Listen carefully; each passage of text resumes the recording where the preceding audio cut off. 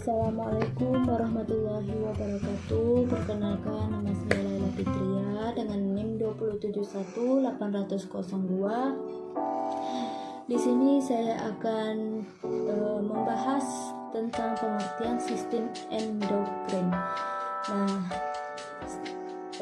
Sistem endokrin adalah suatu sistem dalam tubuh manusia yang bertugas untuk melakukan sekresi atau memproduksi hormon yang berfungsi untuk mengatur seluruh kegiatan organ-organ dalam tubuh manusia sesuai dengan yang dibutuhkan organ tersebut. Hasil sekresi berupa hormon ini langsung masuk ke dalam pembuluh darah manusia tanpa harus melalui saluran yang dinamakan duktus. Sistem endokrin terbagi menjadi beberapa kelenjar endokrin yang jika dalam satu kesatuan tersebut dengan sistem endokrin. Jadi sistem endokrin merupakan gabungan dari beberapa kelenjar endokrin. Kelenjar endokrin itu sendiri ada yang menghasilkan satu macam hormon tunggal dan juga menghasilkan beberapa hormon ganda. Kelenjar endokrin adalah sebuah organ yang memproduksi zat aktif atau yang disebut dengan hormone yang dilepaskan melalui darah. Zat aktif ini akan mengatur kerja sebuah organ atau bahkan beberapa organ sekaligus. Sifat kerja hormone adalah bekerja sebagai kontrol untuk balik bekerja pada spesifik target dan memiliki mekanisme kerja tersebut. Kelenjar endokrin mengatur atau mengendalikan aktivitas tubuh yang berupa sel jaringan dan organ. Kelenjar endokrin tidak mempunyai saluran khusus, tetapi langsung ke pembuluh darah, tidak ke dalam rongga tubuh sehingga disebut kelenjar buatan. Penghasilan sekresi masuk ke peredaran darah dan diedarkan sel darah. Penghasilan sekresi internal berupa zat organik yang sifatnya khusus. Sistem endokrin memperhatikan waktu respon lebih lambat daripada sistem saraf. Pada sistem saraf, potensial aksi akan bekerja sempurna hanya dalam waktu 1 sampai dengan 5 milidetik, tetapi kerja endokrin melalui hormon baru akan sempurna dalam waktu yang sangat bervariasi dan berkisar antara beberapa menit hingga beberapa jam. Mungkin cukup sekian pembahasan dari saya tentang pengertian sistem endokrin, dan akan dilanjutkan dengan fungsi sistem endokrin dengan teman-teman saya. Baiklah, saya Desi Awalujana dengan NIM 207180091 akan menjelaskan tentang fungsi sistem endokrin. Seiring dengan saraf, sistem endokrin berfungsi untuk mempertahankan hemostatis selama istirahat dan olahraga. Saraf dan sistem endokrin juga bekerja sama untuk memulai dan mengendalikan gerakan, dan semua gerakan melibatkan proses fisiologis. Secara keseluruhan, masing-masing kelenjar yang terdapat dalam tubuh memiliki fungsi yang berbeda-beda, tergantung dari mana kelenjar tersebut dihasilkan.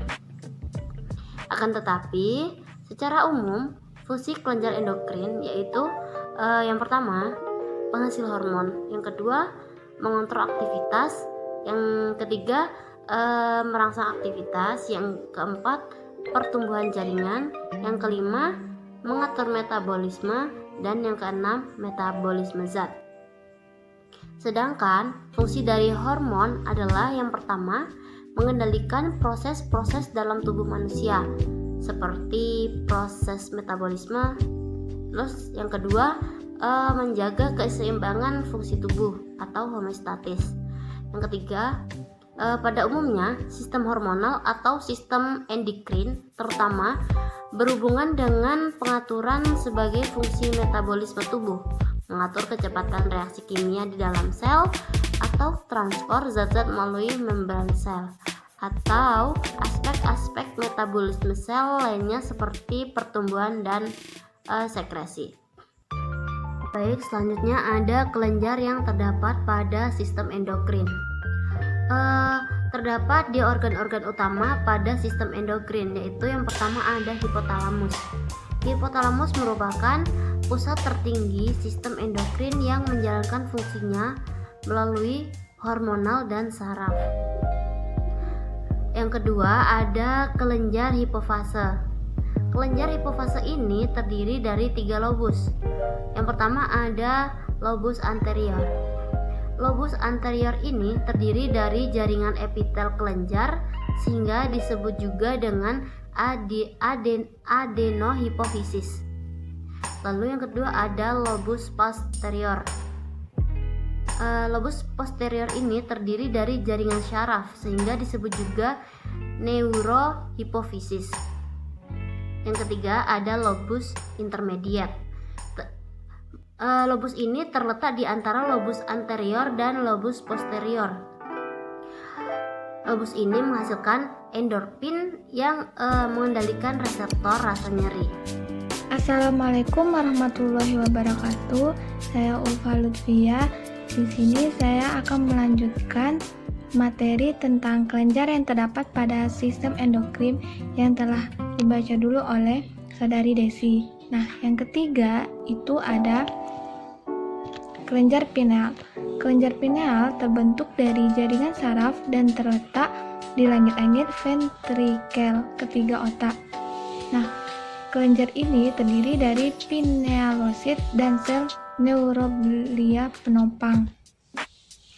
Lalu yang keempat itu ada kelenjar tiroid. Kelenjar tiroid itu terletak di daerah leher di bagian depan kerongkongan. Kelenjar tiroid menghasilkan hormon tiroksin dan triodotironin. Nah, kedua hormon ini itu bekerja sama mengatur metabolisme organik. Lalu yang kelima itu ada kelenjar paratiroid. Kelenjar ini menghasilkan hormon paratormon yang berperan menjaga keseimbangan kalsium dalam darah. Kelebihan hormon ini menyebabkan kalsium dalam tulang terambil, sehingga terjadi pengendapan kalsium dan menyebabkan batu ginjal. Lalu yang keenam itu ada kelenjar suprarenal. Kelenjar ini terletak di kutub atas ginjal, sehingga disebut juga suprarenal. Nah, terbagi lagi menjadi 2 lapisan. Itu ada lapisan medula adrenal atau menghasilkan katekolamin dan korteks adrenal atau menghasilkan steroid. Nah, yang ketujuh itu ada kelenjar adrenal. Kelenjar ini berbentuk bola menempel pada bagian atas ginjal. Nah, jadi pada setiap ginjal itu terdapat satu kelenjar suprarenal yang dibagi menjadi 2 bagian. Itu ada bagian luar korteks dan bagian tengahnya medula. Nah, kelenjar bagian korteks itu menghasilkan hormon kortison yang terdiri atas mineral okortikoid yang membantu metabolisme garam, natrium dan kalium sehingga menjaga keseimbangan hormon seks, dan glukokortikoid yang berfungsi membantu metabolisme karbohidrat.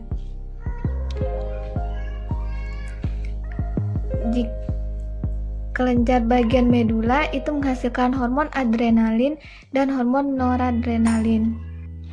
Nah, yang kedelapan itu ada kelenjar timus. Kelenjar timus itu terletak di dalam toraks, kira-kira pada ketinggian bifurkasi trakea. Warnanya itu kemerah-merahan dan terdiri atas 2 lobus. Nah, faktor yang diproduksi dari kelenjar ini itu meliputi 6 peptide yang secara kolektif itu disebut timosin. Lalu ada yang ke-9 testis dan ovarium. Testis itu merupakan organ reproduksi khusus pria. Testis menghasilkan hormon androgen yaitu testosteron. Nah, ovarium itu alat reproduksi wanita. Hormon yang dihasilkan oleh ovarium adalah hormon estrogen dan hormon progesteron. Selain itu, Terdapat 3 jenis sindroma kelenjar endokrin yang bersifat multiple, yaitu yang pertama itu ada MEN1 atau Warner syndrome yang ditandai tumor pada kelenjar paratiroid.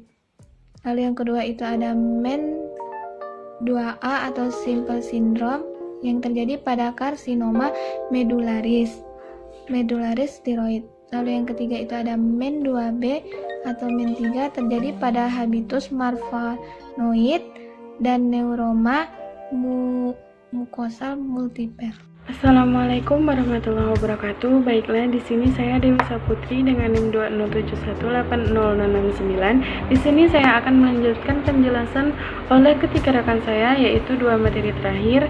Yang pertama tentang mekanisme kerja sistem endokrin, lalu penyakit dan gangguan yang terdapat pada sistem endokrin. Nah, yang pertama yaitu mekanisme kerja sistem endokrin. Nah, di sini kelenjar endokrin itu akan menghasilkan hormon bila ada stimulus respon atau rangsangan terhadap kelenjar tersebut. Nah, kemudian hormon tersebut diangkut oleh darah menuju bagian kelenjar-kelenjar yang sesuai, sehingga bagian tubuh yang sesuai juga akan dapat meresponnya. Misalnya, insulin yang disekresikan oleh pankreas jika kadar gula dalam darah itu sendiri tinggi. Nah, selanjutnya secara spesifik juga ada mekanisme kerja sistem endokrinnya. Yang pertama, stimulasi kerja enzim yang ada dalam sel. Nah, aktivasi enzim ini juga melibatkan sistem reseptor terikat membran atau sebagai pembawa pesan kedua. Nah, yang kedua yaitu aktivasi gen yang melibatkan sistem intraseluler. Selanjutnya yaitu tentang penyakit dan gangguan yang terjadi pada sistem endokrin. Nah, penyakit atau gangguan sistem endokrin terutama menimbulkan keadaan kelebihan atau defisiensi hormon akibat dari hiperfungsi atau hipofungsi dari kelenjar tersebut. Namun di sini juga masih diragukan. Ahli endokrinologi juga dihadapkan dengan tumor spesifik dan masalah ini lain dengan kelenjar endokrin yang kemungkinan tidak berkaitan dengan kelebihan atau defisiensi kelainan primer atau sekunder dalam kepekaan terhadap hormon dan sindroma iatrogenik. Jadi sampai saat ini penyakit dan gangguan yang terjadi pada sistem endokrin itu juga perlu dikembangkan melalui penelitian-penelitian yang menggunakan teknologi modern sampai sekarang. Sekian dari saya. Wassalamualaikum warahmatullahi wabarakatuh.